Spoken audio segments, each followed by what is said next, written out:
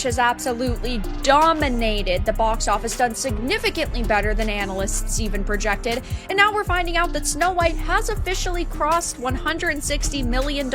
So, it got destroyed at the box office. Here's the box office numbers. The Minecraft movie made $60 million on Saturday. Snow White. Have you ever seen a movie flop so hard that it's honestly painful to watch? That's exactly what happened when Disney's Snow White faced off against the Minecraft movie. One soared with millions of dollars in just one day, while the other barely scraped by. This wasn't just a box office disappointment, it was an epic disaster in slow motion. But why did Snow White fail so spectacularly, and how did Minecraft come out on top? Let's dive into this jaw-dropping tale of two films, one monumental hit and one complete flop. Let's talk about Minecraft first. Saturday rolled around and what happened next was almost unbelievable. The Minecraft movie made an astounding $60 million in a single day. Think about that for a moment. A single day, $60 million. That's no small feat, especially for a movie based on a game about punching trees and blowing up pigs. But here's where the real shocker comes in. Snow White, on the other hand, couldn't even make $2 million in its entire opening weekend. And it's not just that Minecraft made more money, it's the scale of the difference. Minecraft didn't just perform well, it absolutely crushed Snow White into the ground. This was no ordinary box office battle, it was a full-on disaster for Disney. You can't deny the numbers, the math doesn't lie. Minecraft made $60 million in one day, Snow White couldn't even make $2 million across an entire weekend. That's the kind of gap that makes you wonder, how did we get here? How did Disney manage to mess up one of the most iconic fairy tales of all time? The Minecraft movie didn't just do well, it shattered expectations. Critics predicted the movie would flop due to its childish nature, but those same critics had to eat their words when Minecraft made a whopping $300 million globally in its opening weekend. The movie was dominating the box office, and Snow White was barely visible. It wasn't even a close competition. Minecraft had everything working for it, the perfect storm of an already dedicated fan base, a massive global audience, and a game that had been popular for over a decade. Meanwhile, Snow White felt disconnected from its own history. But this wasn't just about money. There was something deeper at play here. Minecraft's success wasn't just about the fans. It was about nostalgia, community, and authenticity. Snow White couldn't replicate that feeling, and it's clear why. Now, let's talk about the critics. Before the Minecraft movie even hit theaters, the critics were already predicting disaster. They said it would be too obnoxious, too childish, too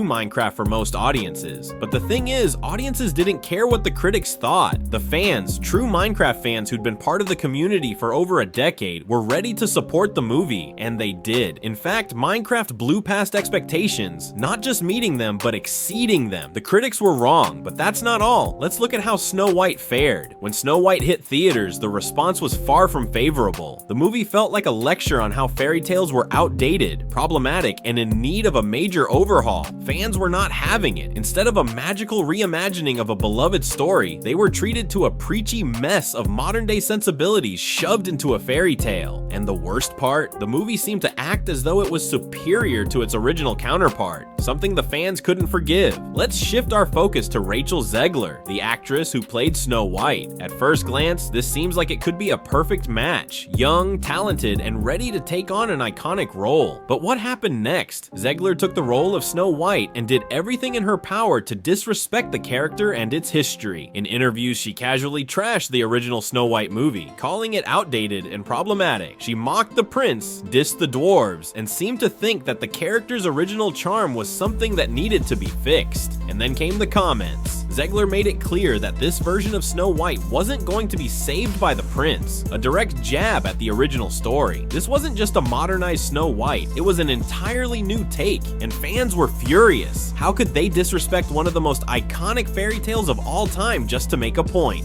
Rachel's approach to the character felt more like an indie film role than a fairy tale, and fans weren't about to let her ruin their childhood. Minecraft had a truly insane weekend at the box office. Here are all the records it broke with just Flint and steal. The Minecraft movie did $157 million in North America this weekend, which is not only the biggest domestic opening of 2025 so far, but the biggest opening for a video game movie ever, topping Super Mario Bros. In one weekend, Minecraft has become the second biggest movie of the year. This is Jack Black and Jason Momoa's biggest openings ever, not counting cameos. And this is the third highest April opening ever, behind Infinity War and Endgame. Worldwide, Minecraft has made $301 million total, and considering Minecraft's budget was $150 million, that means it might already be profitable. Even a chicken jockey can see why Minecraft was so successful. It had excellent marketing and is based on a giant video game franchise. So $1 billion is definitely in reach, especially because the movie has become an instant meme that seems to be breeding interactivity at screenings. I mean, the videos from some theaters are just wild. Things just went from bad to worse for Snow White, and it's shaping up to become one of the biggest bombs of all time. Okay, so Disney's live-action Snow White opened in theaters last week, and it made $42 million domestic opening weekend. But then this past weekend, it only made $14.2 million domestic, meaning it fell off by a whopping 66%. And this is really bad news for Disney because Snow White's budget was absurdly high. According to Forbes, a Disney financial disclosure revealed that Snow White's budget was $270 million. But then the New York Times reported last week that Snow White actually cost $80 million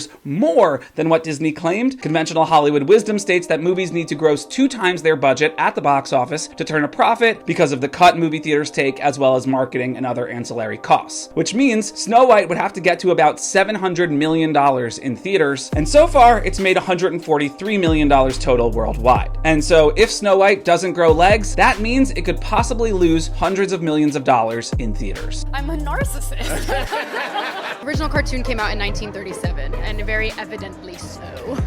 Okay. There's a big focus on her love story with a guy who literally stalks her. Yeah. Weird.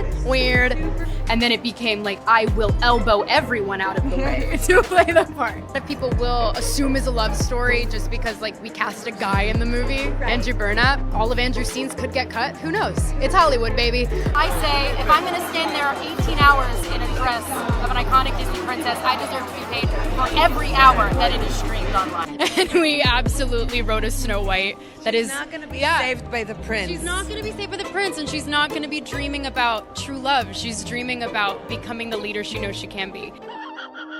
The last time I had the dream, I was walking down the school hallway. And then I see Butters, and he's like, "Hey Eric, you want to see what my mom packed me for lunch?" And that's when I start to notice that something's wrong. Everyone I cared about has been systematically replaced. And finally I want to scream, and I'm like, why are they replacing every single character with someone who is diverse? But then Kenny's like, it's not our fault, it's because of Kathleen Kennedy. But then Kathleen Kennedy says like, make it more lame. And everyone in town is like, no, please, Kathleen Kennedy, stop ruining everything. But Kathleen Kennedy is all like, put another gay diverse woman in it, make it more lame. And the Disney stock just keeps going down and down and down. And then Bob Iger is all like, no, what's going on with my stock? No, Kathleen Kennedy. No, make it more lame. That is exactly what they're doing. And that is why we hate the diversity, equity, and inclusion casting and writing in movies. Let's not forget the moment when Zegler made headlines by calling the original Snow White creepy. She even labeled the prince a stalker. It was the final nail in the coffin for many fans who had been holding out hope for something remotely true to the original. Zegler had taken the character and turned it into a lecture on modern feminist values, completely missing the point of why people loved the character in the first place. It wasn't about making a statement, it was about a magical story, and in trying to modernize Snow White, Zegler made it something unrecognizable. It's clear now that the new Snow White wasn't just a modern take, it was an attempt to erase everything the original represented. Disney decided to turn Snow White into a political statement, and that's where they went wrong. Instead of focusing on the magic, they chose to preach a message that didn't resonate with audiences. The fans didn't want a lecture about how their beloved fairy tale was problematic. They wanted a retelling that honored the original. By trying to rewrite the story so much, Disney completely missed the mark. This wasn't a modernization of Snow White, White. It was a total transformation into something that barely resembled the classic. Fans wanted magic, adventure, and yes, a prince who was part of the story. But what they got instead was a Snow White who was so far removed from the original that it was almost like watching a completely different movie. And what about the music? Snow White was promoted as a non-musical, but in reality, it turned out to be a musical with poorly executed numbers. Fans were expecting a magical, whimsical reimagining, not a preachy modern political statement dressed up as a fairy tale. Disney had completely misjudged what people wanted. Now let's get to the real issue. How did Disney mess this up so badly? The blame doesn't just fall on Zegler's shoulders. No, this is a Disney-level screw-up. Disney is the company that brought us The Lion King, Beauty and the Beast, and Aladdin, all stories that have stood the test of time. But with Snow White, they missed the mark by a mile. Let's think about this. Disney had a golden opportunity to bring a classic to a new generation, but instead, they chose to strip it of everything that made it magical. Instead of focusing on Snow White's kindness, her courage, and her iconic adventure, they turned the movie into a platform for modern ideals. While there's absolutely nothing wrong with progress, what fans wanted wasn't a preachy, politically correct remake. They wanted the Snow White that they remembered from their childhood, the one filled with charm, innocence, and wonder. Instead, Disney seemed more interested in pushing a narrative than telling a story. And to make matters worse, they allowed Zegler to run wild in interviews, making comments that further distanced the movie from its original fan base. They allowed her to dismiss decades of beloved history for the sake of progress. And in doing so, they alienated the very people who had grown up loving Snow White. The sad part is, this mistake wasn't just a one-off. This is a trend that Disney has been following for years. They've been making modern versions of their classics, but instead of capturing the magic that made these films timeless, they've been using them as a vehicle for self-congratulatory lectures. And guess what? The fans are over it. They don't want their childhood memories dissected and replaced with something that feels more like a propaganda piece than a fairy tale. Disney's mistake was thinking they could reinvent Snow White into something better, when in reality, it didn't need fixing in the first place. Just when it seemed like Disney couldn't make things worse, South Park came to the rescue. Well, more like South Park came to roast them. In a classic South Park takedown, the show mocked Disney's recent approach to storytelling, particularly their woke efforts. They didn't hold back, calling out how Disney had turned their classic franchises into hollow shells, draped in a shiny coat of diversity, but lacking any real substance. They ripped apart Disney's attempts to cover up their lack of creativity by slapping some diversity on tired old stories and calling it progress. And let's be real, this critique hit the nail on the head. Disney wasn't telling new stories. They weren't coming up with original ideas. They were just reworking the same old fairy tales with a new coat of paint, adding diversity as if that was a quick fix for bad storytelling. South Park wasn't just making fun of Disney. They were making a bigger point about how corporate companies have been using diversity as a crutch to hide their lack of innovation. Diversity is important, but it shouldn't be used as a band-aid for lazy storytelling. It's about time companies understood that diversity alone doesn't make a good movie. It's the heart of the story, the characters, and the experience that matters. After watching Snow White for 10 years, I just realized that it's actually a horror fairy tale. When we were children, we always thought that Snow White was a romantic fairy tale. However, upon careful reflection, we find that it hides so many details that send chills down our spines when we think about them. In the entire kingdom, in fact, the magic mirror has only ever seen two women in its life, the Queen and Snow White. So Snow White isn't the most beautiful woman in the world, but rather the only young woman the magic mirror has ever laid eyes on. Moreover, when Snow White fled to the home of the seven dwarfs, upon seeing the beautiful Snow White, they trapped her in their house and claimed her for themselves. What's more, the seven dwarfs even treated Snow White as a servant, making her cook and clean the house for them every day. The most outrageous thing is that when the prince saw Snow White's corpse, he kissed a dead body without hesitation. It's really hard to understand. When the 32-year-old prince saw the 14-year-old Snow White for the first time, he fell in love with her at first sight. Is the prince's behavior romantic or perverted? These details can't help but make us wonder, is Snow White really a romantic fairy tale? This is what the Minecraft movie looks like behind the scenes. The epic scene where piglins fighting villagers was filmed using actors in gray motion capture suits for the piglins and also actors in villager suits. They had two stunt doubles for Jason Momoa, and while filming the well-known chicken jockey scene, one of the stunt doubles had wires attached to his back. In the scene where Steve escapes from the piglins and jumps off a cliff, they used a Jack stunt double jumping on a blue screen. For the part when he is free-falling, they used a swinging rig to spin him in the air. When he is flying on a garret, behind the scenes, Jack Black was actually sitting on Jason Momoa in front of the green screen. However, for the risky part when Steve turns upside down, they switched from Jason to his stunt double. The show took aim at Disney's recent pattern of remaking classic films with modern political messaging. So no prince or a different kind of prince? We have a different approach to what I'm sure a lot of people will. In Into the Panderverse, South Park hilariously skewered Disney's reliance on woke remakes that prioritize diversity and social themes over storytelling. The episode featured Cartman having a nightmare in which his favorite characters are replaced by diverse women who won't stop complaining about the patriarchy. The dream sequence culminates in a biting critique of Disney's strategy, with Cartman exclaiming, "They were taking all my favorite people and replacing them with diverse women." The episode also roasted Kathleen Kennedy, the head of Lucasfilm, portraying her as a caricature obsessed with inserting diversity into Disney's project. Kennedy's character repeatedly utters phrases like, "Put a chick in it, make her lame and gay," lampooning what South Park sees as a shallow approach to representation. I mean, you know, the original cartoon came out in 1937, and very evidently so. There's a big focus on her love story with a guy who literally stalks her. Yeah. Weird. I was scared of the original cartoon. I think I watched it once and then I never picked it up again. I saw the logo and I went, that's my name, Snow White's up there, and I cried my eyes out. But I think everyone's gonna have their assumptions about what it's actually going to be, but it's really not about the love story at all, which is really, really wonderful. So no prince or a different kind of prince? We have a different approach to what I'm sure a lot of people will assume is a love story just because, like, we cast a guy in the movie.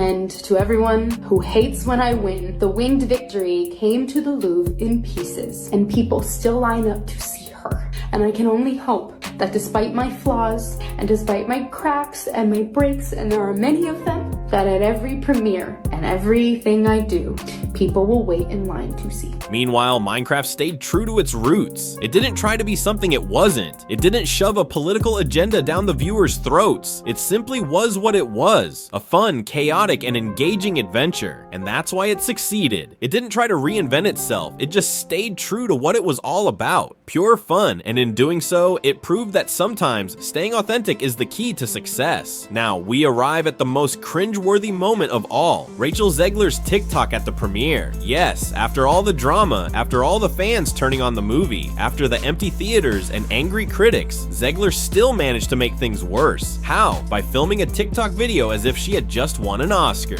Picture this, Zegler in front of a nearly empty theater, holding flowers, smiling like she had just won Best Actress at the Academy Awards. It was like watching someone throw themselves a surprise party and then realizing no one showed up. The delusion was strong with this one. She couldn't even acknowledge the fact that her movie was a disaster at the box office. Instead, she acted like it was a massive success, making the whole situation even more awkward. It was the ultimate symbol of the movie's failure. This was your lead actress. This was the person you chose to represent Snow White in the 21st century, and this is how it turned out. Fans online were quick to compare her to Lord Farquaad, the antagonist from Shrek, and others even made memes about how Snow White had become the General Ortega from Wish moment. It was like watching a sinking ship, and Zegler was the one standing on deck, smiling for the camera as it went down in flames. If there's one thing this movie proved, it's that sometimes all the PR in the world can't fix a bad movie. So what's the takeaway from this entire disaster? If you're going to remake a classic, don't just try to fix it for the sake of your own self-importance. The original Snow White had a charm,